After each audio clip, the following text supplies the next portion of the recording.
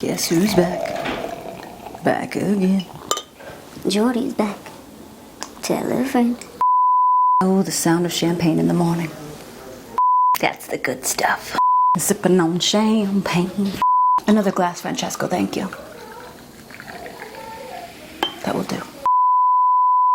Shams, welcome to the second episode of Champagne Conversations. Thank you so much for tuning in tonight. Cheers to you guys for coming back for more, and cheers to me for making it on set today. I have a special episode for you. We're making history here in Champagne Conversations with our first guest. I know this woman as one of my best friend's moms with the most amazing M&M cookies with a whistle heard around the world, but everyone else knows her as the wife of a famous NBA Hall of Famer. So fill up your glass, get your popcorn. You're not going to want to miss this. 3, 2, 1.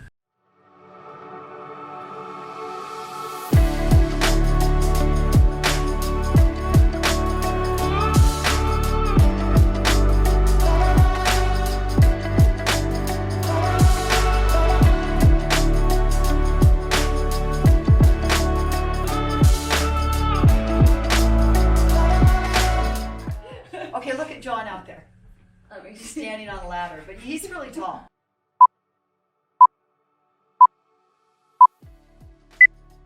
Shams, today is a big day in Champagne Conversation history. The very first interview, our very first guest. She is the ultimate champ herself. Do you know what that means, champ? I don't. It is the top of the line, the creme de la creme. 10 out of 10, 12 out of 10 in your case. Well, the thank ultimate you very much. woman, yes, Mrs. Nada Stockton. Thank you so much for coming on and having us in your home. Oh, well, thank you so much for having me. Let's cheers. Yes.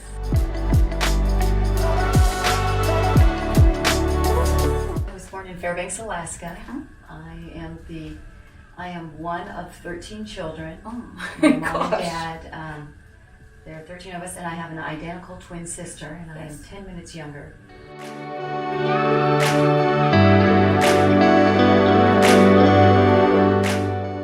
My dad went to Gonzaga University. Oh, He wow. graduated in 1941. And then I had older siblings that went to school here at Gonzaga, so I had 6 brothers Wow.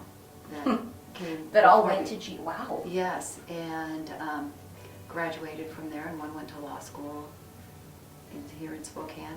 So that's how I knew about Yeah. Spokane. And then did when you it came apply? time for me to decide where I wanted to go, Yeah. my twin sister and I knew we wanted to come together to school, and it heard so much about Spokane that we came here.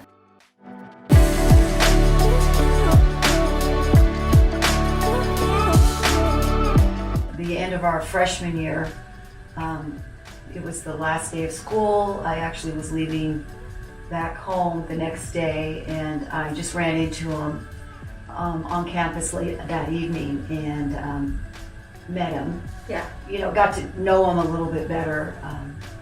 And he had said, I said, what if I want to write you a letter? And he said, well, my address is in the phone book. Way back when everyone, the only thing you had for numbers and Yeah. addresses was the phone book.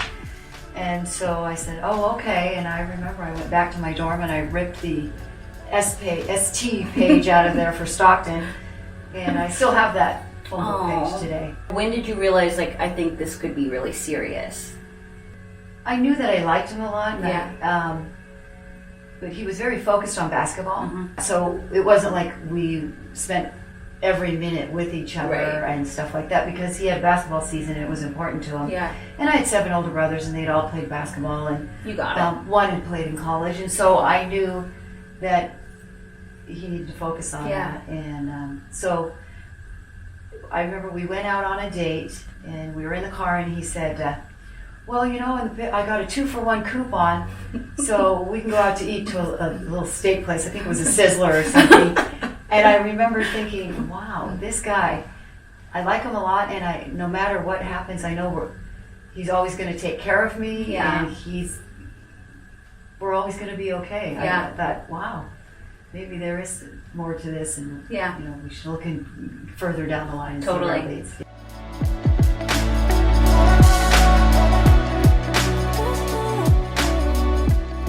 You guys were in college, you were young, but he was focusing on his basketball career and you were focusing on graduating. Yeah.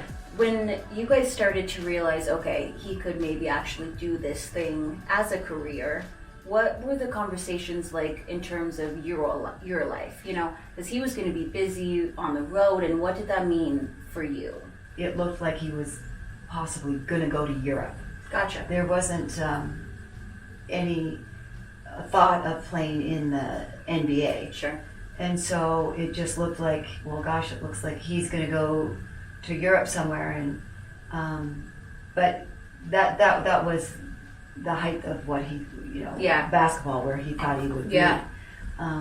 So our conversations were more of, eventually maybe if, just depending on how it went, we would kind of wait and see how that went for us. Yeah. Would I join him in Europe, or we never even got past that, because Sure. he then got drafted, right toward like the end of the school year, which was in May, maybe beginning of June. There was some interest then of possibly NBA. And what was that like for you? I just thought it was great, good for him, because Yeah. I knew how much he loved Yeah. the game and how hard he worked on it. Yeah. And wanting to be even better than he was. And for me, I grew up in a sports family. My dad played baseball, Yeah. and my brothers all played basketball and baseball. So sports was very important. So I knew that that kind of took precedent, which was Right. okay with me. I was absolutely fine with it.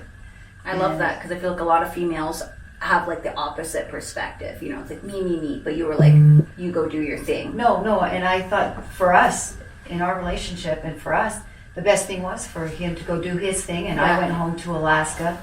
I went with my twin sister, and we lived in the house with, 3 of our brothers. Yeah. And I thought it was important that we each went our separate way, and to see really what kind of strength did this relationship have. Yeah. And you'll know that on a long distance relationship, especially if you're living in Alaska. Right, And I'm sure. phone calls at that time, it's just your house phone. There's no Yeah. cell phones. And the phone connections were always bad. So it was always, you got an echo on every, like if he'd say hello, and then I'd hear hello. And so even in your best conversations, when you're happy with each other, you're hearing good things about each other twice. But when you're not so happy, you're hearing bad things about each other, that you're hearing it twice. Right. So it really was tested our relationship, but we realized that it did make it stronger, and we knew that we did want to keep this relationship going and go further with it.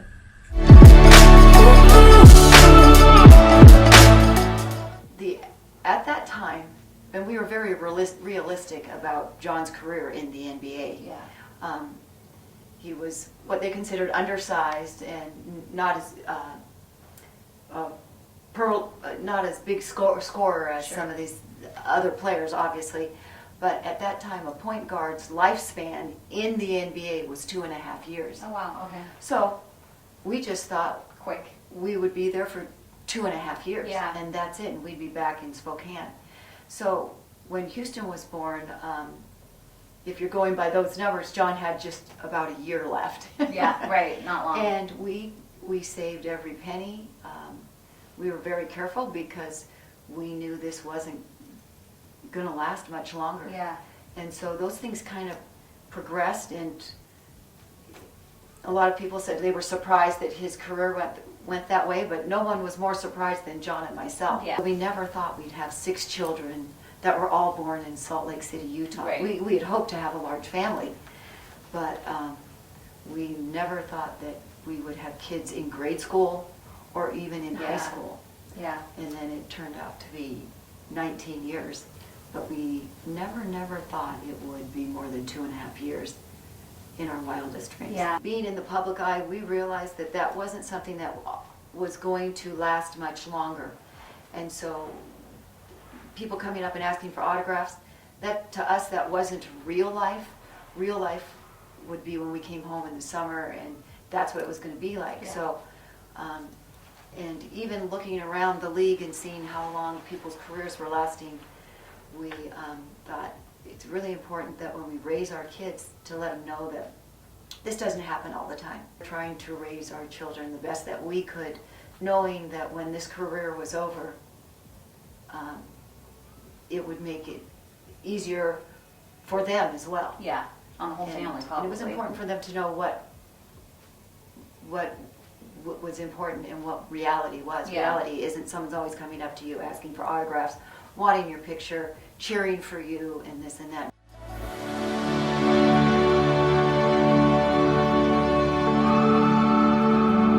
A lot of people probably think of your family and they think your husband is the patriarch, but me knowing you guys, I think most of us realize that you are the matriarch.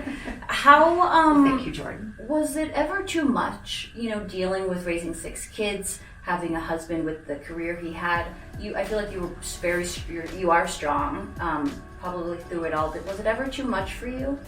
I never have ever felt that it's too much for me, even with one child or with 6 children.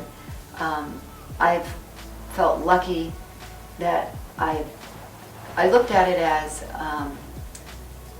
I can do this because I came from such a big family. Yeah. And if I needed, I had such a great support system with my mom, my dad, my siblings. I have 5 sisters and I have 7 brothers. And so I had such a great support system that I could always reach out and call them. Yeah. Or they were coming to visit and help if I needed it. But I always felt this is what it is, and I knew I wanted a big family. And when I married John and realized that he wanted to continue playing basketball, I knew what that meant. I knew, not as fully as I did later on, but I knew it meant he'd have to go away on away games to his games, and that if we wanted to have a big family, like we both talked about, then I was going to have to be able to keep it together when we were at home, when I was at home. Yeah.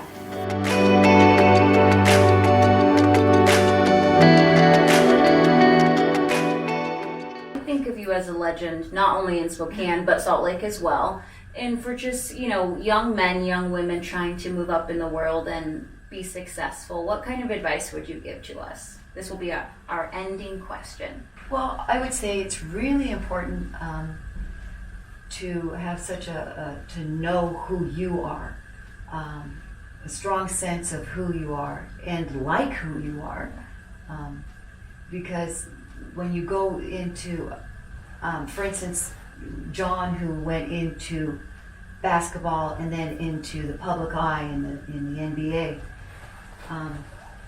I was lucky that I had a twin sister and I had parents that taught me, that helped me know that I was the greatest. Yeah. My self-worth, I had such a strong sense of that, gosh, I can do things, I'm capable of doing this, because my parents, and John's parents too, pushed him and pushed me as well, that whatever you can do, whatever you want to do, you can do it. My suggestion would be is work hard, and whatever your dreams are, surround yourself with people who help you reach those dreams as well.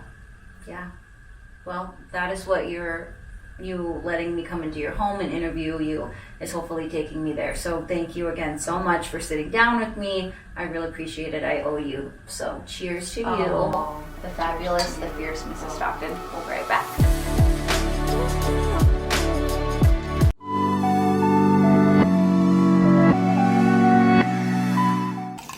Welcome back, you guys. I hope you enjoyed that sit-down interview with the most special family that I've had the opportunity to know for about 15 years, and they are just that special. Mrs. Stockton, thank you for letting us into your home. You guys, that's going to do it for the second episode. Come back here. I'm like, come back here. In 2 weeks, I'm going to have another guest. We're going to have more fun, more champagne. Don't go anywhere. I'll see you soon. I love you. I be doing numbers and it's high key. I'm up, now I'm on the wave, come and find me. They ain't never met nobody like me. They ain't never met nobody like me.